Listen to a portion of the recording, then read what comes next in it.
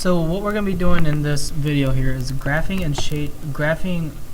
quadratic inequalities. So when we graph inequalities, remember we have to shade too. So when we're graphing quadratic inequalities, we got to remember if we have a less than or greater than sign, that means we are going to have a dashed line. If we have a less than or equal to or greater than or equal to sign in our equation, then that means we're going to have a solid line. So those are two things we need to keep in mind as we are going through this video. So all these will be in standard form. So to graph in standard form, we have to use negative b over 2a to find what the x of our vertex is going to be. So we have a, b, and c. So we have to take negative b. So we have negative 4 all over 2 times a, which is 1. So we end up with negative 2 for the x of our vertex. So our vertex is going to be negative 2 something. We got to find out what that something is. To find the y of our vertex, we have to take negative 2 and plug it into our equation. So we have negative 2 squared plus 4 times negative 2 minus 5. Well, that gives us 4 minus 8 minus 5. When we add all this together, we get negative 9. So we have negative 2, negative 9. Plot a point. That's going to be our vertex. And then we can also extend our axis of symmetry here. Now we need to find out what other points we can plot. Well, we've used A and we've used B. So we got to use C somehow. Well, C is going to be our y-intercept. So we can go on the y-axis and plot a point at negative 5.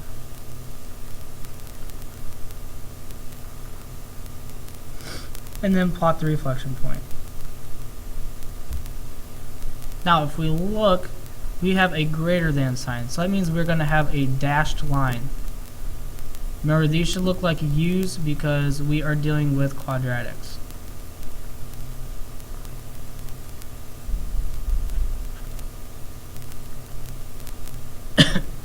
Now we have to figure out where we're going to shade. So let's always pick a point inside of our parabola. So if we look inside our parabola, we have 0, 0. So I'm going to pick 0, 0 because that is very easy to do the math with.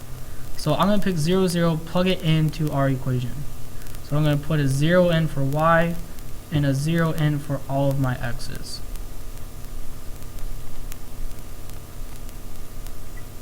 Well, we're going to end up with 0 greater than negative 5. Now we've got to ask ourselves, is 0 greater than negative 5? Well, yeah, it is. So this is true. So since it's true, that means we color everything inside of our parabola.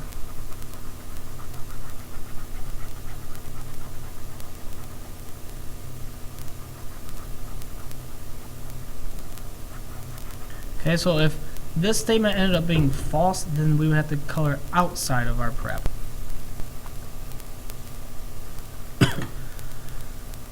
Our next problem. For this problem here, once again, we're going to graph just like we did the last one. So all these are going to be in standard form, so we have to use negative b over 2a. So we have a, b, and c once again. So we have negative 2 all over 2 times a. Well, a is 1, so we just have negative 2 over 2. That comes out to be negative 1. So now, we need to take negative 1. Well, our vertex is going to be negative 1 something. Now, we need to take negative 1 and plug it in to our equation to get our y. So we have negative 1 squared plus 2 times negative 1 minus 8. So we have 1 minus 2 minus 8. That's going to come out to negative 9. So our vertex is negative 1, negative 9. So we'll plot that point, label it. That way we know it's the vertex.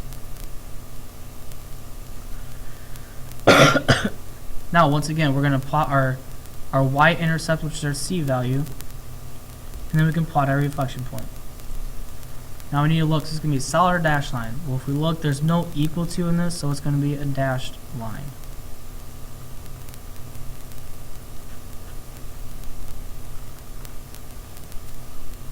And now we got to figure out where to shade this. So once again, I see 0, 0 is inside of our parabola, so I'm going to plug 0, 0 in. When I do that, I get 0 squared plus 2 times 0 minus 8. Well, that gives us 0 greater than negative 8. Is 0 greater than negative 8? Yes, it is. So since that is true, we color inside of our parabola.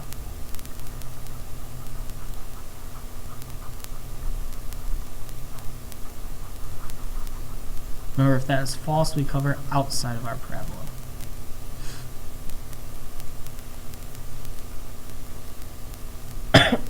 Once again, for this one, we're going to do the same thing we have been doing. So we have negative b over 2a. So we have 3 all over 2 times 1/2, which gives us 3 over 1, which equals 3. So the x of our vertex is going to be 3. Now find the y, we got to plug this in. So we have 1 over 1/2 times 9 minus 9 plus 1. So we have 9 halves minus 9 plus 1. Well, that comes out to negative 7 halves, or negative 3.5. So let's plot 3, negative 3.5. So that's our vertex, and then we have our line of symmetry like we always have. Now, once again, plot our y-intercept, which is 1, and then plot the reflection point. Now if we look, we have the equal to here. So this is going to be a solid line.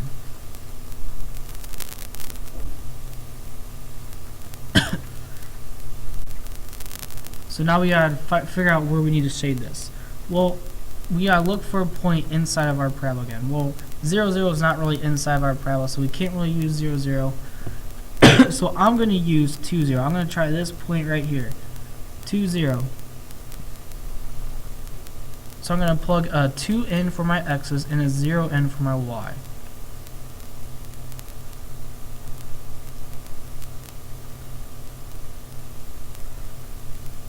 So that's going to give us 0 is less than or equal to, well, 2 squared is 4, half of 4 is 2, minus 6 plus 1. Well, that gives us 0 is less than or equal to negative 3.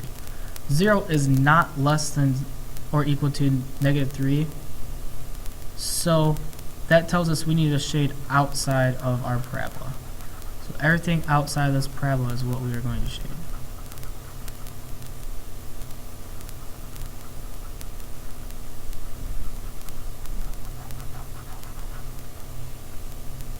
Okay, so if this statement is true, we color inside. If this statement is false, we color outside. Now for this one here, we do not have a b term. So our b term is, we're going to plug in 0 for b since we don't have an x term here. So we have 0 over 2 times a, which is 1, so we just get 0. So our vertex is going to be 0, negative 9, because if we take 0 and plug it in, we get 0 squared minus 9, well that's just negative 9. If we plot 0, negative 9, we see that that is also our y-intercept. So now we have to find another way to find our point. So we have to evaluate a point. So take the x of our vertex. The x of our vertex is 0. When you take a number close to 0, well that can be 1, 2, negative 1, or negative 2. I'm going to use 1. So my new point is going to be 1 something. So I'm going to take 1 and plug it into our original equation. Whatever we get out is going to be our y. So 1 squared minus 9, well that gets us negative 8. So our new point is going to be 1, negative 8.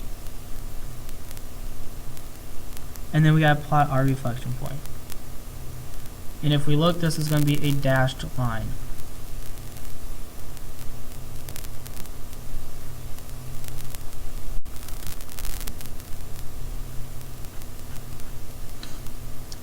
Now let's figure out where we can color this. Well, 0, 0 is inside. So let's plug 0 in and see what we get. So we have 0 is greater than 0 squared minus 9. So 0 is greater than negative 9. Is that true? Yes, it is. So we color inside.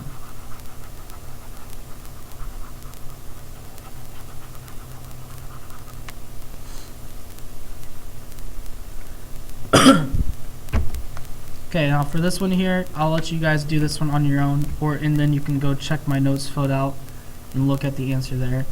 But I want to get on to solving quadratic inequalities. So when we solve, we're going to solve these by factoring or by using the quadratic formula. Okay, and then we're going to plot our solutions on a number line, which is actually going to be our x-axis if we think about it. and then we gotta test a number between the two solutions to find out if it's true, and if it's true, then we're gonna write an and. If it's false, then we're gonna write an or. So let's just we'll go through an example to figure out how this works. So if we have a less than or a greater than sign, we use an open circle on a number line. And if we have a less than or equal to or greater than or equal to, then we use a closed circle on a number line. Okay? So when we use or when our numbers go away from each other, and we use and when our numbers go when our arrows go towards each other. So let's try this first one here. Our first step is always to get these equal to 0. So we need to subtract 12 from each side. So we have x squared plus x minus 12 is greater than or equal to 0. Now, I'm going to factor this to solve it. So factor this to x in x. I'm going to need factors of negative 12 that add up to a positive 1. Well, that's going to get us plus 4 and a minus 3. So x equals negative 4 and 3. So let's plot these on a number line. Okay. Now, if you look at this number line is also the x-axis of our if we're graphing. Okay, so we can also give this as the x-axis. So we have a 3 and a negative 4. Okay.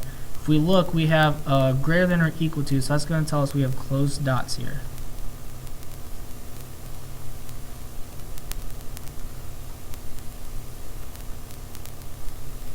Now, we got to figure out which way our arrows go. So we have x equals negative 4 and x equals 3. So let's test the point let's test the number in between them. So we see that 0 is in between them. So I'm going to test 0. Put 0 in for x and see what we get into the original equation. So we have 0 squared plus 0 is greater than or equal to 12. Well, is 0 greater than or equal to 12? No, it's not. So if we look back, so we have to test number in between the two. We tested 0. If we look, if it's false, we write or, which means our arrows are going to go away from each other. Okay, so x is going to be less than or equal to negative 4, or x is going to be less than or equal to 3.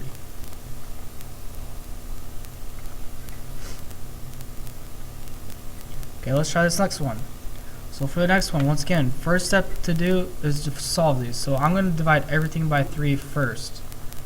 So I'll have 3 times x squared minus 3x minus 4 is less than 0. Well, I see that this can factor, so I'm going to factor it.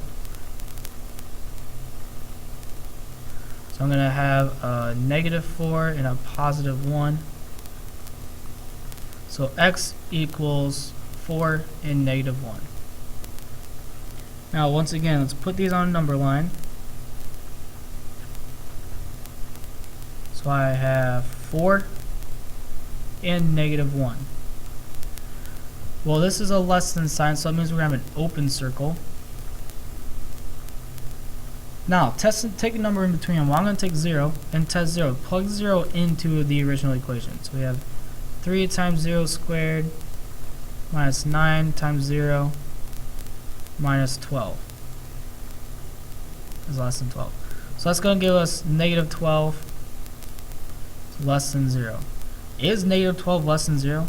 Yes, it is. So that tells us our arrows should go towards each other. And we're going to have an and statement. So x is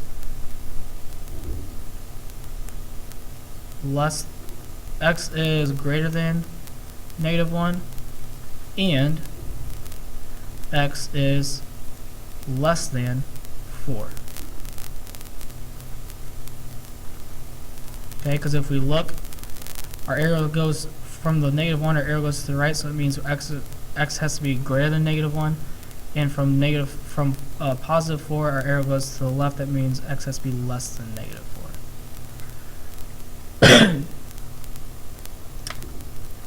So for our next example here, this is going to be the last one, and then that last example you guys can go check on your own.